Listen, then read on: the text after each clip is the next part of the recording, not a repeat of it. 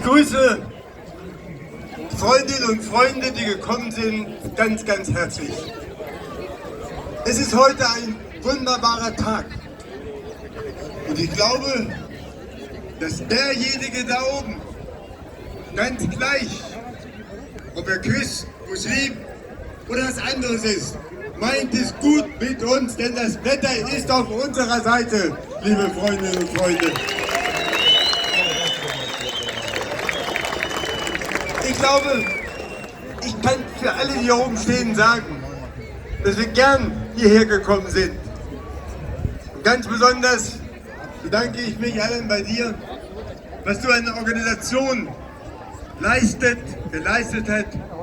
Und Heidi, merkt meine Frau und ich, wir sind treue Freunde zu dir und zu den Kodinnen und Koden.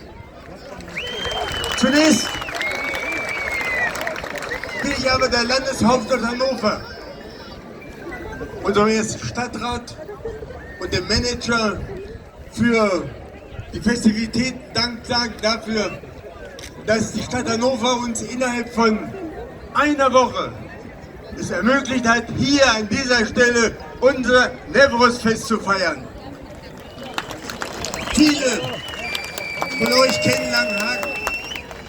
Langenhagen hat dieses Jahr keine Erlaubnis dafür erteilt. Aber wir sind hier und freuen uns darüber, das neue Jahr zu beginnen. Newroz ist ja der Start in die Frühlingssaison, die Wiederbelebung der Natur.